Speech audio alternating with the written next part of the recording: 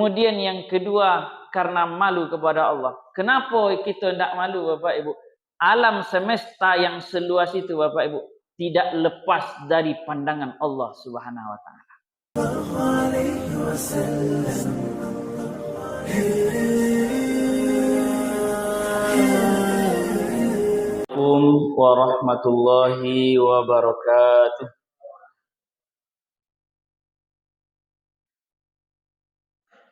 Bismillahirrahmanirrahim.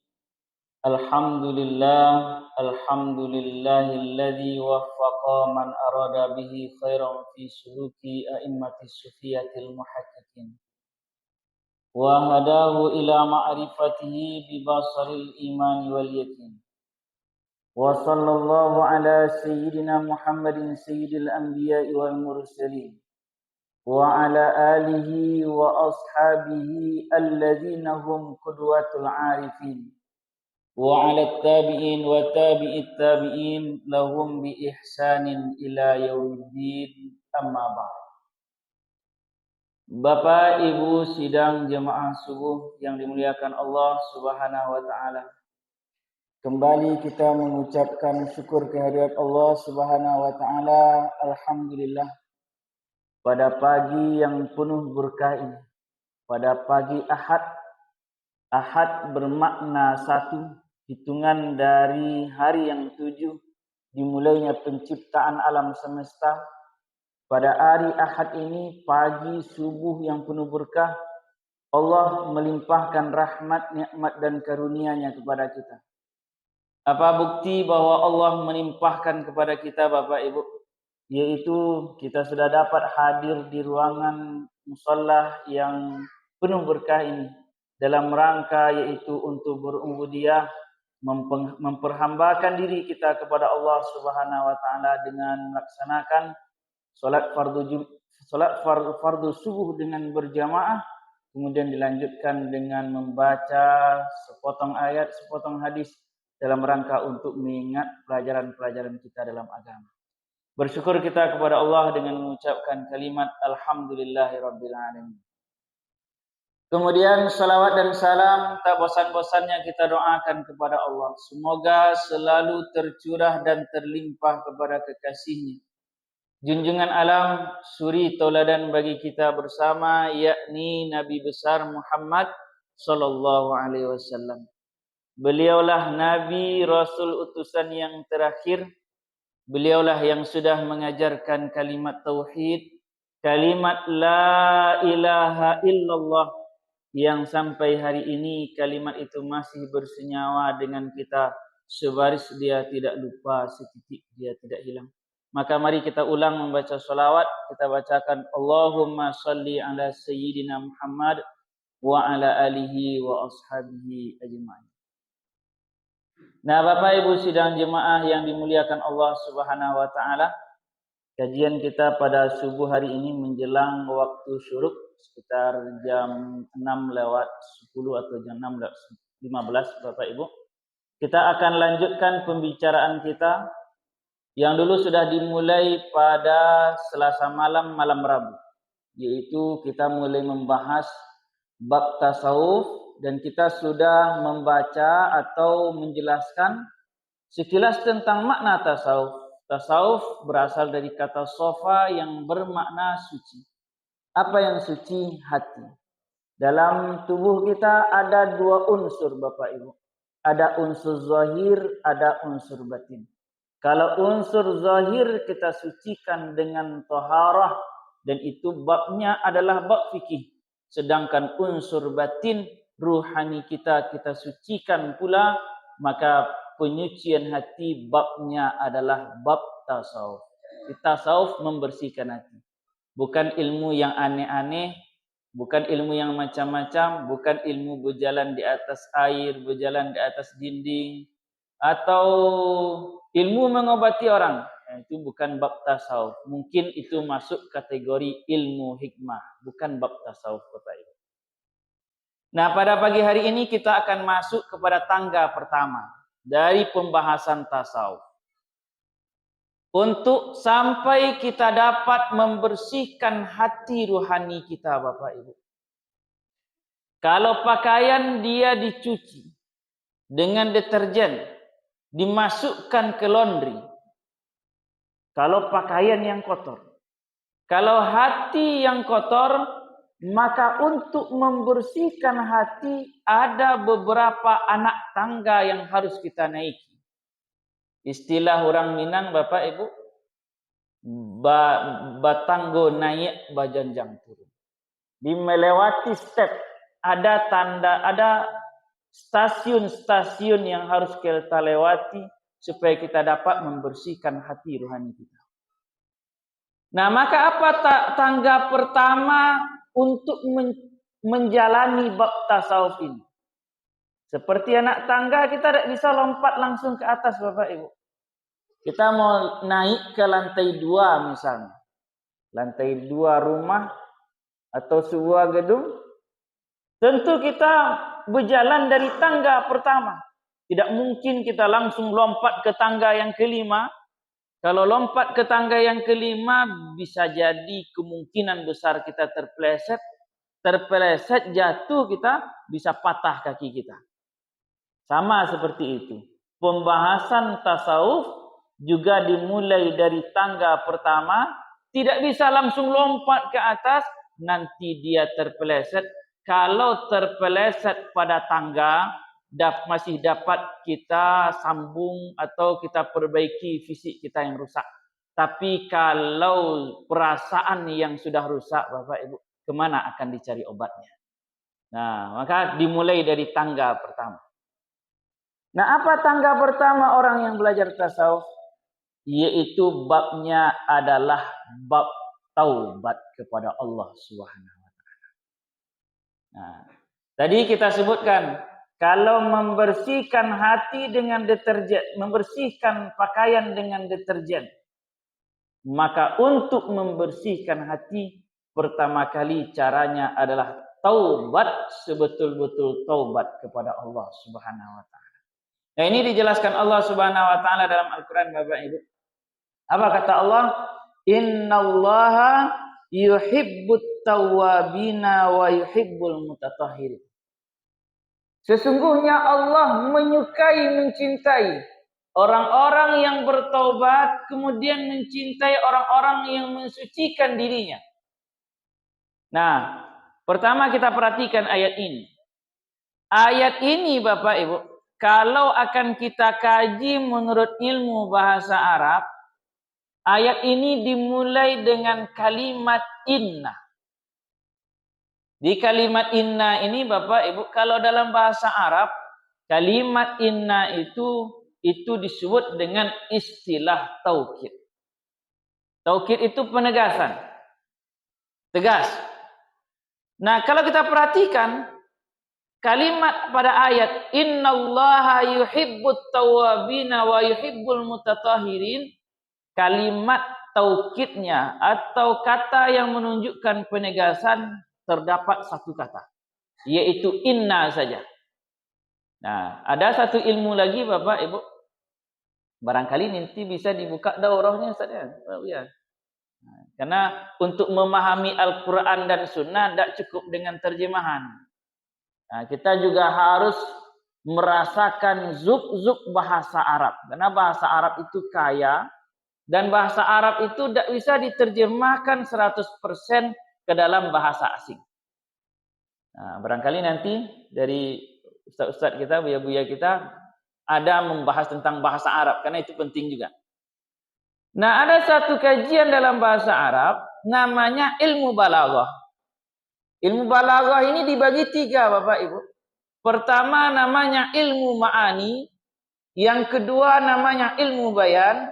Lalu yang ketiga namanya ilmu badi'. Jadi kan luas ini ilmu ini, Bapak Ibu. Nah, luas sekali. Itulah sebabnya untuk menjadi ulama itu. Nah, itu tidak sembarangan, Bapak Ibu. Memang dipilih. Sahabat Nabi banyak waktu Nabi dulu. Tapi yang menjadi ulama di kalangan sahabat Nabi bisa dihitung dengan jari. Nabi gurunya, Bapak Ibu. Nah, konon kalau kita sekarang ini. Zaman yang sudah 1400 tahun ditinggalkan oleh Nabi Muhammad SAW. Nah, dalam ilmu ma'ani, Bapak Ibu, disebutkan Kalau kalimat itu terdapat satu huruf taukid pada kalimat ini, maka itu kalimat ini berarti dituju kepada orang-orang yang mutaraddid. Nah, apa itu mutaraddid? Yaitu orang yang ragu. Karena manusia itu, yang namanya manusia terdiri dari tiga. Satu, ada orang yang menerima, dia langsung. Ketika dikatakan, disampaikan Allah lewat lisan Rasul, langsung dia menerima. Nah, ini namanya khali zihni. Orang yang langsung menerima. Nah, yang kedua, ada orang yang ragu-ragu, namanya mutaraddid. Lalu ada orang yang langsung dia mengingkari, namanya orang yang ingkari namanya. Jadi tiga.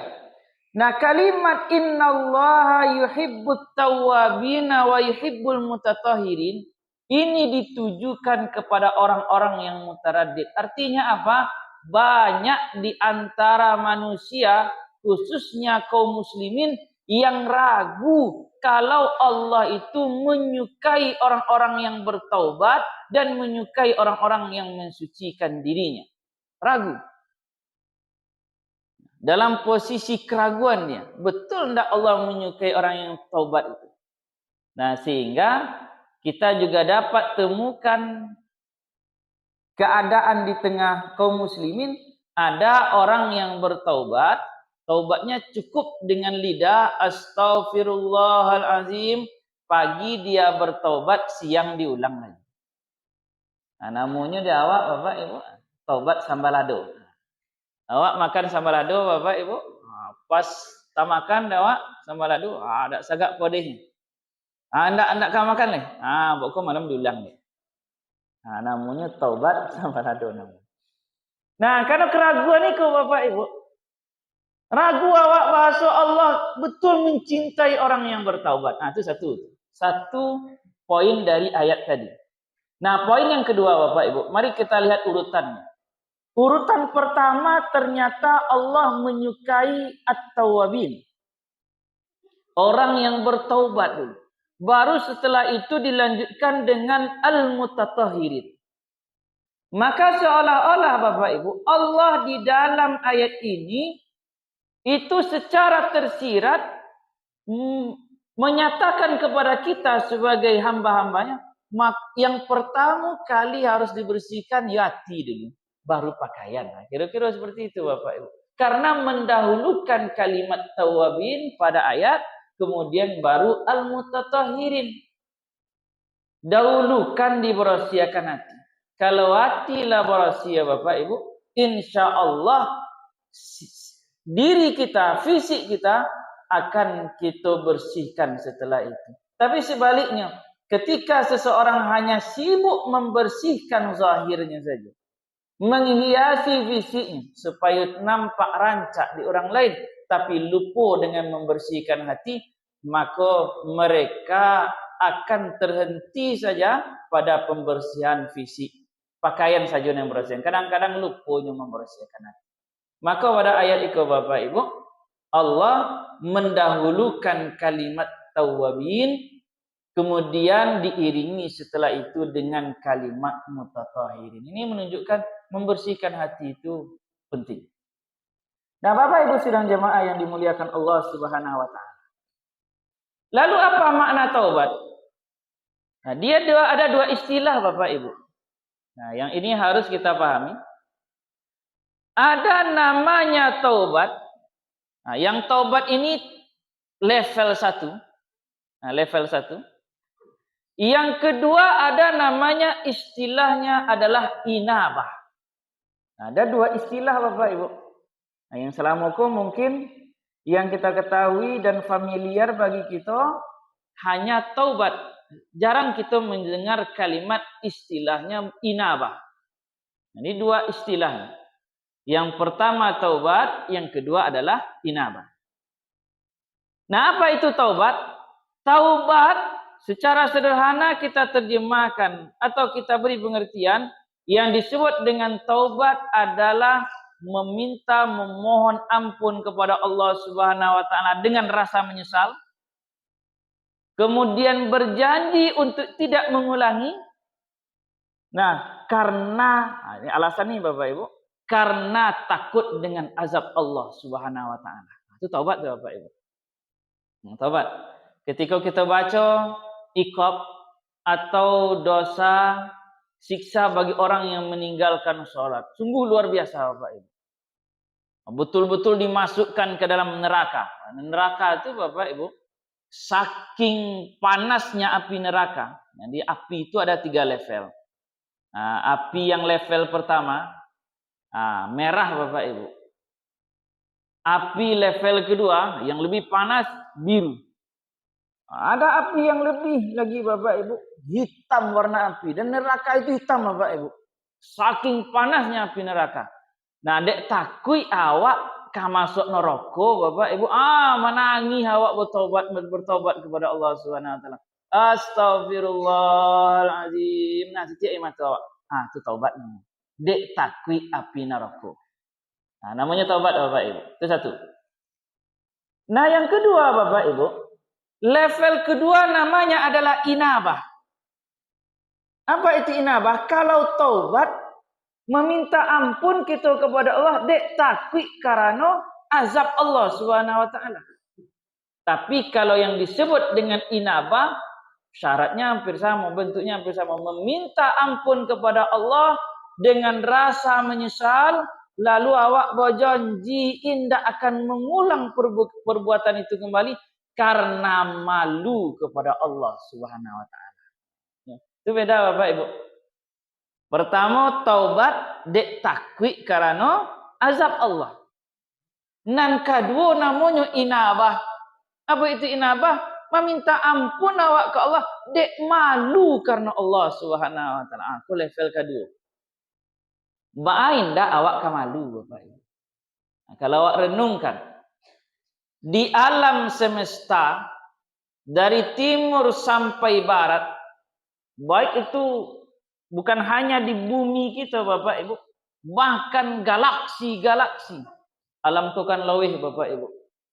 Nah, kita ada matahari, ada planet-planet, gabungan bintang-bintang itu disebut dengan galaksi. Ribuan tahun cahaya perjalanan aja ada galaksi aja lain. Ratusan, miliaran galaksi Bapak Ibu yang baru diketahui oleh umat manusia. Nah, meminta ampun kita kepada Allah Subhanahu wa taala. Pertama tadi kita sebut apa Ibu? Karena takut kepada Allah Subhanahu wa taala. Kemudian yang kedua karena malu kepada Allah. Kenapa kita tidak malu Bapak Ibu? Alam semesta yang seluas itu Bapak Ibu tidak lepas dari pandangan Allah Subhanahu wa taala. Ba'ain dak awak ka malu ke Allah Subhanahu wa taala? Setiap perkataan yang kita ucapkan, bukan hanya perkataan dari lidah gitu saja, bahkan perkataan yang terbersit dari hati tidak pernah lepas dari sifat samaknya Allah Subhanahu wa taala.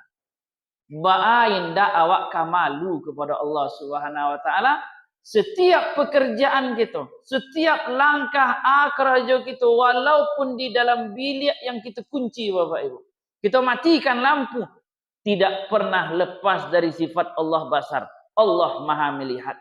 Segala alam semesta dari timur sampai barat, meliputi sekalian alam, memenuhi sekalian runggu, tidak pernah terlepas dari ilmu Allah Subhanahu wa taala. Di hadapan Allah awak buat dosa Bapak Ibu. Bahkan tidak malu awak. Sedangkan di hadapan kedua orang tua, walaupun beliau kita anggaplah Bapak Ibu, beliau lah tiada mungkin, atau ada yang masih ada, kita berbuat kesalahan dicaliak di orang tua Bapak Ibu, pasti malu gitu. Kalau kita masih dalam keadaan normal pemikiran kita. Nah, kini di hadapan Allah Subhanahu wa taala tidak lepas satu zarah pun dari ilmu, dari pandangan, dari pendengaran Allah Subhanahu wa taala. Nah, itulah yang disebut dengan istilah inabah. Namanya inabah. Jadi syarat taubat itu ada dua Bapak Ibu. Nah, jika kita betul-betul ingin mendekatkan diri ke Allah Subhanahu wa taala. Nah, dimulai dari taubat dulu. Syarat taubat itu pertama ada rasa menyesal dari hati awak. Istilahnya adalah nadam. Menyesal awak, merasa awak basuh yang kita kerojokan itu adalah perbuatan siu-siu. Rasanya bodoh awak mengerojoni itu rasa. Baru sampai awak melakukan hal itu. Nah, menyesal awak, kalaulah menyesal, tentu ada kekuatan dalam hati awak, indak kamu ulang balik. Nah, bukan seperti taubat sama lado ke Bapak Ibu. Nah, sini taubat, awakku diulang lihat. Aku itu ndak termasuk istilah taubat. Masuk istilah taubat. Nah, istilahnya adalah nadam, menyesal. Dan itu pertama syaratnya adalah menyesal dengan segala tindak tanduk perbuatan. Dan karena menyesal itu kita akan berikrar pada diri tidak akan mengulangi. Nah, kemudian yang kedua adalah pengakuan. Ada pengakuan dalam bentuk apa Bapak Ibu? Dalam bentuk sigat taubat kepada Allah. Nah, sigat taubat itu bisa dilakukan dengan 3 Bapak Ibu. Jadi 3 cara taubat. Nah, syarat taubat cakap 2. Menyesal, kemudian ada ikrar. Nah, pengakuan awak. Nah, sedangkan cara taubat kepada Allah itu ada 3. Nah, ada 3 cara awak taubat kepada Allah. Nah, yang pertama Bapak Ibu, cara taubat kepada Allah yang pertama adalah dengan mengucapkan kalimat istighfar. Astaghfirullahalazim. Nah, lai kodok awak baca itu Bapak Ibu. Lai. Sesudah salat, lai kodok bona awak baca itu. Astagfirullah awak baca 3 kali. Nah, yang paling banyak dibaca sebanyak 3 kali. Nah, tapi kalau kita berpedoman kepada Nabi Bapak Ibu, dalam hadis Nabi menyebutkan. Maka cek Nabi Bapak Ibu, kita bacakan hadis. Tubu ilallahi fa inni atubu ilahi kulla yaumin mi'ata marratin. Maka cek Nabi, bertobatlah engkau kepada Allah Subhanahu wa taala. Dan bahwa sungguhnya aku, kata Nabi, bertaubat kepada Allah sehari semalam itu sebanyak 100 kali. Kalah Bapak Ibu. Nabi ini tidak berdosa Bapak Ibu. Yang maksum. Yang dipelihara di Allah Subhanahu wa taala dari dosa-dosa. Nabi Bapak Ibu ialah dijamin dengan surga. Taubatnya ke Allah sehari semalam 100 kali Bapak Ibu. Nah, kalau awak, mungkin lain ada Bapak Ibu, tapi kebanyakan kaum muslimin di tempat lain Bapak Ibu, 3 kali, 3 kali 5 Bapak Ibu. 3 kali 5 tu 5 bolehnya. Boleh, padahal awak tompek dosa, tompek salah. Awak tak maksum, tidak terpelihara dari dosa Bapak Ibu. Nah, itu yang pertama caranya, yaitu dengan mengucapkan astagfirullah. Tapi astagfirullah yang berisi Bapak Ibu. Ibaratkan padinya ndak padi nampun. Berisi kalimat istighfar awak. Baca cara mengisinya. Wak baca astagfirullah Bapak Ibu. Wak ingat maknanya. Ingat maknanya. Aku memohon ampun kepada Allah Zat yang Maha Agung. Awak bayangkan diri awak takona ada awak umuan lah abi Bapak Ibu. Takona ada awak umuan lah tinggi. Ada di antara kita matulah mulai kabur Bapak Ibu. Talingolah mulai jauh. Kulit awak Bapak Ibu lah mulai keriput. Tidak mau didulu lah. Nah, usialah meninggi. Banyak takona ada awak kerojo-kerojo yang masa lampau. Kerojo yang siu-siu. Ada kesalahan-kesalahan awak masa lampau. Nah, takona ada awak kesalahan-kesalahan itu, yubona menyosa dalam hati awak, meminta awak kepada Allah Subhanahu wa taala, ampunan Allah Subhanahu wa taala. Di kalimat astagfirullah aku nak takonan yang lain apa ya? Astagfirullahalazim, alah kojo ke dikakuk sudah ikuah. Dah itu kan. Astagfirullahalazim, takona ada awak, ladang awak, sawah awak. Astagfirullahalazim, takona ada awak, toko awak. Ada itu dah Bapak Ibu. Astagfirullahaladzim. Hilang awak dari dunia aku agak sebentar. Hilang awak dari dunia aku agak sebentar. Seolah-olah awak di hadapan Allah Subhanahu wa taala Kotunan labi umuan adalah singkir apa ibu. Awak tak tahu bila awak dijopik di Allah Subhanahu Wa Taala. Sedangkan orang dimasuki ni apa ibu kok dijopik tak ada tanda-tanda dia. Kalau orang siswa apa ibu? Nah, kalau kada dijopik Allah sakit minimal apa ibu kok seminggu. Nah, kok sebulan, kok setahun. Jo sakit itulah dia pui dosa-dosa yang ketik-ketik. Nah, kini ndak apa ibu? Paginya masih ceria, tapi siangnya oranglah memanjakan inna lillahi wa inna ilaihi raji'un. Ndak ada tanda-tanda, terkejut aja awak. Nah, takkan ada awak umur awak entah bila lah selesai. Bila awak dijapit di Allah Subhanahu wa taala. Nama minta ampun awak, takkan ada awak dosa-dosa yang silam. Taubat awak dan berjanji awak untuk indak balik kembali. Nah, astagfirullahalazim. Di paling minimal Bapak Ibu ya 100 kali lah awak baca itu sehari semalam. Di kan kalau di kampung-kampung Bapak Ibu orang pakai biji tasbih Bapak Ibu. Tasbih ko yo perlu de awak Bapak Ibu. Badi itu awak pegang pena takona de awak anen kawak catat. Awak pegang cangkul Bapak Ibu takona de awak anen kawak cangkul. Awak pegang tasbih takona de awak untuk mengingat Allah Subhanahu wa taala. Itu namanya wasilah Bapak Ibu, motivasi nama. Motivasi. Tapi kalau tasbih awak di tangan awak Bapak Ibu, kan kau afdal kan?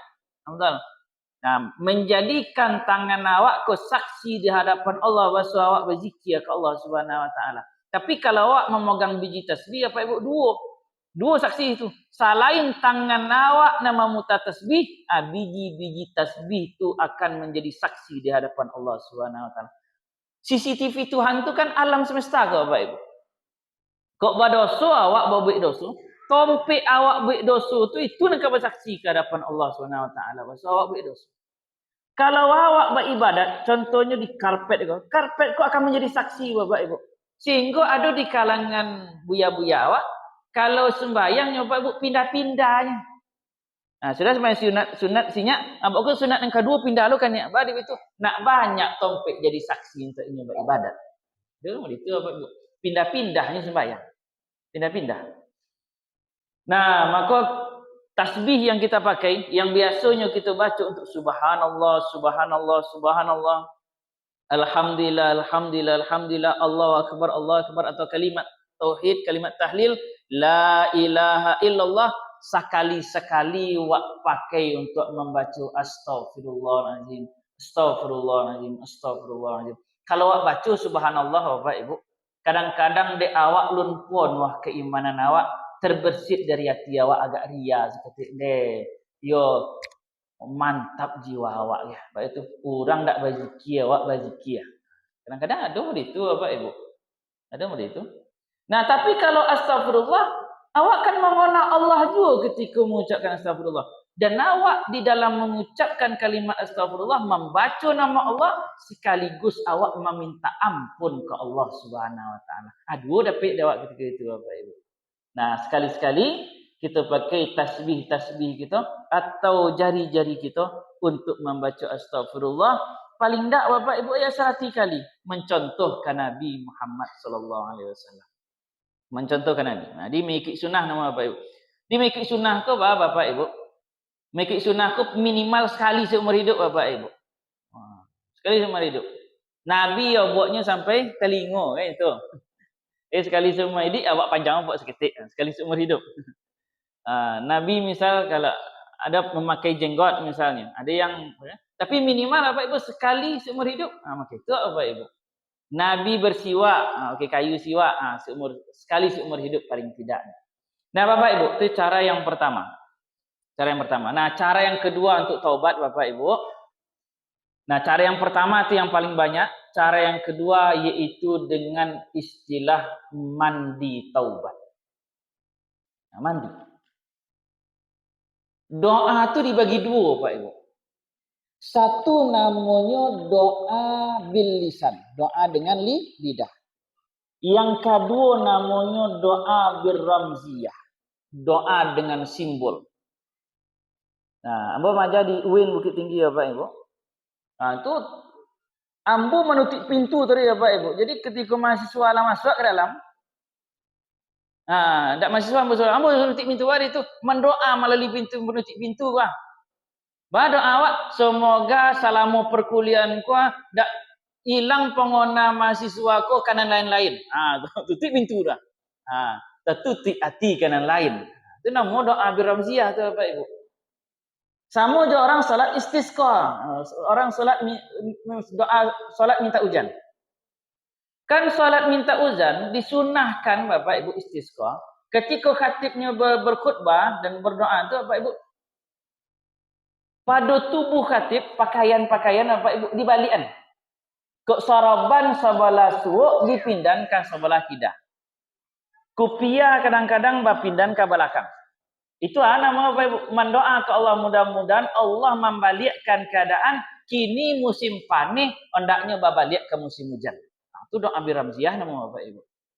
Namanya doa biramziah. Dalam taubat bisa kita pakai doa biramziah. Kalau mandi secara fisik menghilangkan daki-daki pada diri awak, kumuh-kumuh pada kulit-kulit awak, maka awak doakan kepada Allah sebanyak daki nan hilang gara-gara air mutlak, air yang suci lagi mensucikan, sebanyak itu pula dosa awak hanyut hendaknya.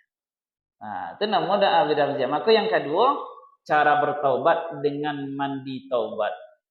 Sekali-sekali awak niatkan apa Ibu? Awak kan mandi juga nya.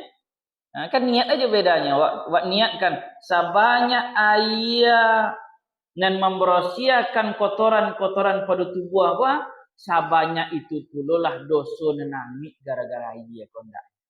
Itu kan niat saja beda. Niat beda. Nya ibadat jo adat tu bedanya niat Bapak Ibu. Cuma sembahyang saja, salat tu. Gerakan salat tu kadang-kadang dipakai oleh orang-orang mirip-mirip gerakan dengan yoga, dengan latihan senam Bapak Ibu. Yang membedakan senam dengan ibadat tu, ini gerakan sama, itu niat Bapak Ibu. Niat awak jago untuk lillahi ta'ala mengerjakan salat. Sehingga salat itu bernilai ibadah. Mandi pun begitu Bapak Ibu. Kalau kita niatkan mandi, besok kan awak langsung mandi Bapak Ibu. Sebelum subuh, mandi yang terbaik itu sebelum subuh, melancarkan peredaran darah Bapak Ibu. Mandi je langsung. Tapi cobalah kita niatkan. Niatkan untuk Allah Subhanahu Wa Taala bernilai ibadah mandi awak. Niat itu penting. Itu yang kedua Bapak Ibu. Orang dulu mandi taubatnya sudah lewat jam 12 malam biasa. Baik itu mandi sehat secara kedokteran, secara kesehatan. Kalau sudah lewat jam 12 malam sampai sebelum subuh itu lebih utama Bapak Ibu. Sebab melancarkan peredaran darah. Orang yang mandi sebelum subuh biasanya inner beauty-nya nampak Bapak Ibu. Tak perlu awak pakai terlalu banyak pakai skincare. Ya sekilas sajalah jadi. Mandi itu lado mandi yang apa tu yang membersihkan. Tambah juga air wuduk boleh. Tambah boros ya. Boros ya. Itu yang kedua. Yang terakhir nomor 3 Bapak Ibu, sebelum kita syuruk, yang terakhir cara untuk taubat, yang pertama ulang balik membaca astagfirullah, kemudian meniatkan mandi taubat. Yang ketiga caranya ialah dengan solat sunat taubat. Solat sunat taubat, solat mutlak, solat mutlak. Dia 2 rakaat biasa dikerjakan Bapak Ibu. Dia tidak muakkad, ghairu muakkad. 2 rakaat, bacaan pertama yang dibaca di rakaat pertama adalah Qul ya ayyuhal kafirun. Qul ya ayyuhal kafirun. Rakaat yang kedua kita baca surat Al-Ikhlas. Qul huwallahu ahad. Al-Ikhlas baca.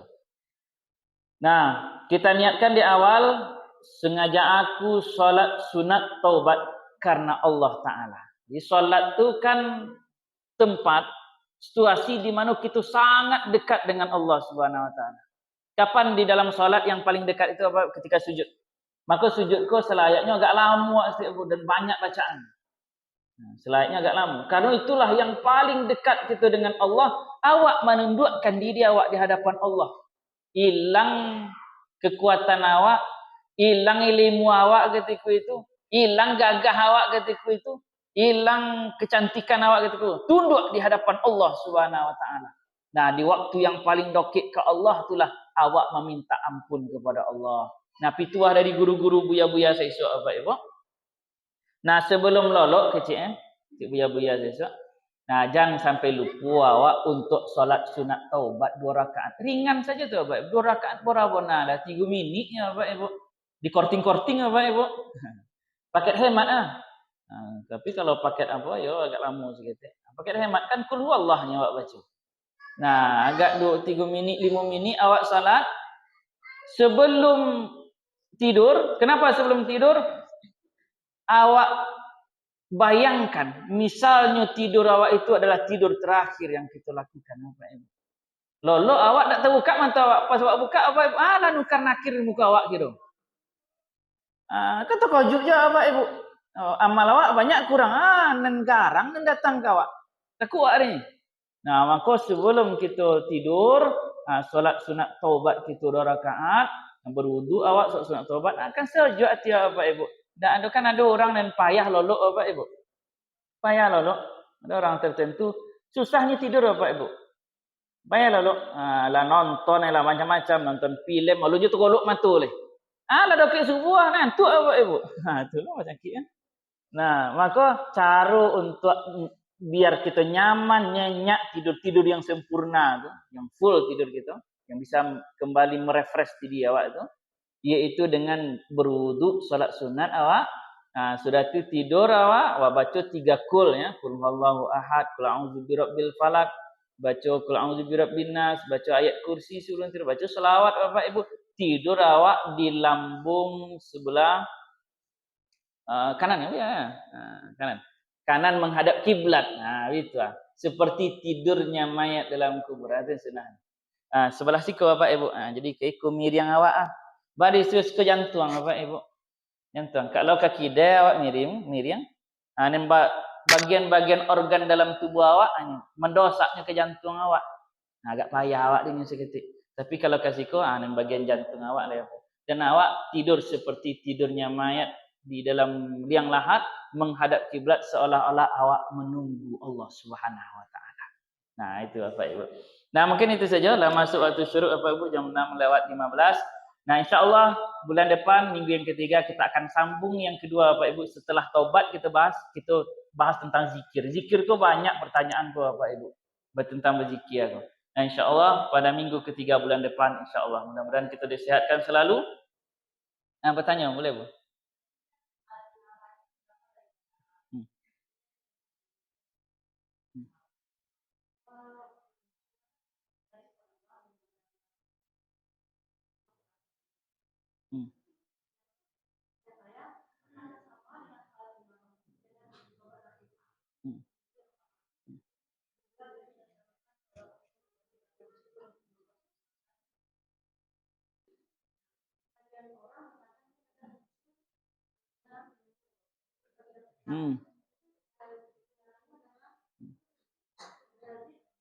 Jawas.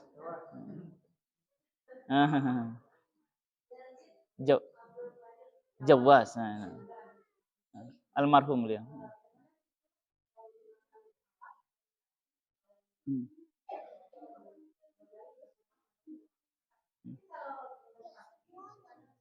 Ya.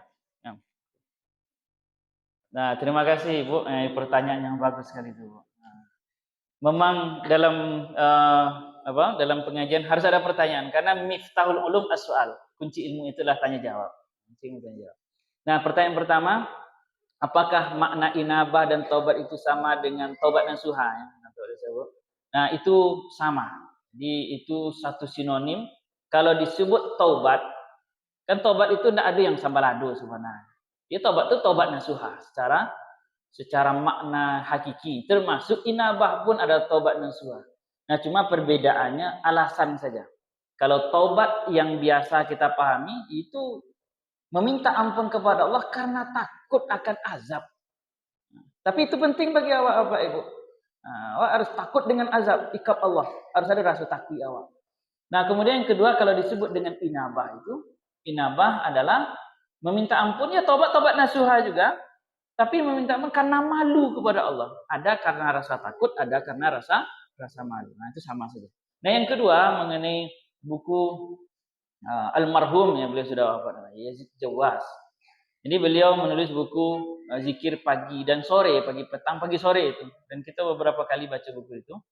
Nah, yang pertama, beliau mewakili pemahaman dari orang-orang salafi. Orang salafi itu menganggap bahwa segala sesuatu yang tidak dilakukan Nabi itu adalah bid'ah dan tidak boleh dilakukan. Bid'ah dan pembahasan tentang bid'ah itu panjang, loh. Nah, jadi itu di antara yang berbeda antara orang salafi dengan ulama kebanyakan. Kalau ulama-ulama besar sedunia yang lain, umumnya dan mayoritas membagi bid'ah itu kepada dua. Satu, ada bid'ah hasanah. Bid'ah yang baik, misal pakai mikrofon, pakai kacamata ketika baca Quran, atau sekarang orang haji, ada TV khusus Arab Saudi itu tentang pelaksanaan haji. Gambarnya itu orang tawaf saja itu. Oh, itu bid'ah karena ada di masa Nabi. Kemudian termasuk bid'ah itu adalah menetapkan tanggal pengajian. Misalnya kita pengajian setiap Ahad pagi. Nabi tidak pernah Bapak Ibu seperti itu. Tidak pernah seperti itu. Oh, itu termasuk bid'ah, tapi bid'ahnya bid'ah yang baik. Termasuk bid'ah yang terbesar yang kita laksanakan, termasuk oleh beliau sendiri, oleh almarhum Yazid Jawas, adalah mengasih Al-Quran itu titik dan harkat. Itu bid'ah. Kenapa? Di masa Nabi tidak ada Al-Quran pakai titik. Bata tidak ada titiknya. Harkat, fathah, kasrah dan dhammah tidak ada. Tidak ada itu di masa Nabi. Oh, yang disebut bid'ah itu adalah bid'ah agama. Itu kan bid'ah dalam dunia. Siapa yang bagi bid'ah? Itu kan manusia juga. Nabi tidak pernah membedakan bid'ah dunia dan bid'ah agama. Kalimat kullu bid'atin dhalalah wa kullu dhalal itu sifatnya am bagi Nabi. Nah, cuma pembahasan hadis itu dia tidak bisa letter leg, harus ada pemahaman dan itu panjang sekali pembahasan. Nah, mengenai biji tasbih, sebagian ulama menilai bahwa memakai jari-jari itu lebih afdal dibandingkan memakai alat. Tapi sebagian ulama menilai bahwa memakai alat lebih afdal dibandingkan jari-jari. Kenapa? Karena ada dua sifat yang dipakai itu. Jari pun bergerak, kemudian biji tasbih pun dihitung. Nah, dua alat jadinya, sehingga dua saksi untuk kita beribadah. Nah, apakah memakai biji tasbih itu bid'ah? Ya, menurut Syekh Ustaz Jawas, naam, sah. Karena menurutnya pandangan orang salafi. Salafi itu banyak apa Ibu Yasin juga bid'ah adiknya. Macam Yasin doa bersama bid'ah Bapak Ibu. Dalam buku itu tidak boleh doa bersama apa. Wah, doa bersama. Kunut pun termasuk itu. Kunut subuh. Allahumma hdini fi man hadait, wa'afina fi man afait. Allahumma hdina fi man hadait. Kunut pada waktu subuh. Membaca la ilaha illallah dengan suara jahar pun bid'ah. Maka Bapak Ibu itu tak tinggal di kampung awak jadi bid'ah tu dong. Begitu. Tak tinggal di kampung ni. Ya ayolah bid'ah orang sekeliling awak saja. Kalau mau itu awak. Nah, kemudian memakai biji tasbih. Tasbih itu memang Nabi tidak melaksanakan. Nabi memakai jari-jari. Cuma sesuatu yang tidak dilaksanakan Nabi bukan bermakna terlarang. Contoh, awak berzakat pakai piti. Tak ada Nabi itu apa? Itu bid'ah tu. Nabi berzakat fitrah dengan bahan makanan.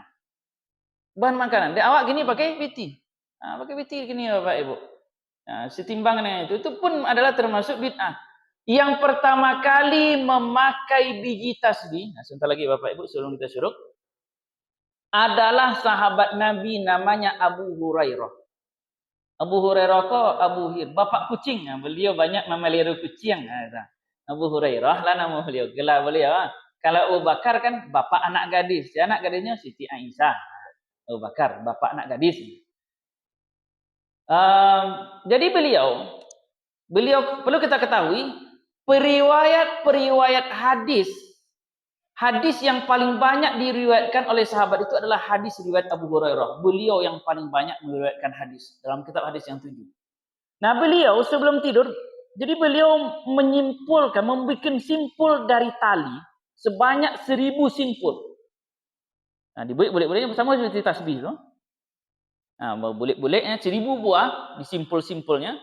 Dan beliau tidak tidur sampai beliau membaca subhanallah 1000 kali. Nabi tidak ada macam itu Bapak Ibu 1000 kali. Beliau tidak tidur sampai beliau membaca setelah selesai membaca la ilaha illallah 1000 kali. Beliau tidak tidur sampai beliau membaca Allahu Akbar 1000 kali. 1000 saja. 1000 saja.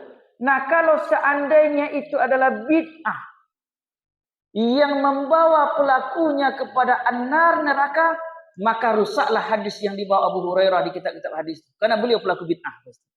Pelaku bid'ah. Nah, tapi lagi-lagi kita katakan tasbih bid'ah hasanah. Awak zaman kini semakin jauh dari Nabi, perlu wasilah, perlu alat untuk supaya awak banyak ibadah. Saya kuat sampaikan, awak pegang pena takona dewa anan kawak catat Bapak Ibu. Awak pegang cangkua takona dewa anan kawak cangkua. Awak pegang tasbih takona dewa untuk mengingat Allah Subhanahu wa taala. Tapi itu pemakaian terserah pada diri kita, bukan berarti wajib lo pakai tosobian, enggak Bapak Ibu.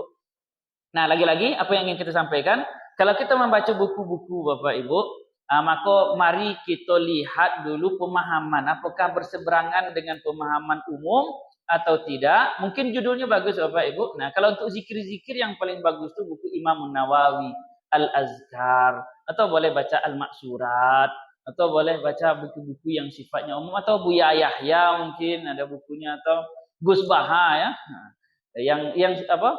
Bukunya itu ya, bagus kita terima dan isinya itu semakin memantapkan, tidak menyalah-nyalahkan orang Pak jadi. Nah, itu. Nah, mungkin itu ibu-ibu, nanti insya Allah pada bulan depan kita bahas tentang zikir. Itu mungkin ada pertanyaan mungkin terkait itu. Insya Allah akan kita uraikan lagi nanti insya Allah. Nah, mungkin itu karena waktu sudah itu harilah siang Bapak Ibu.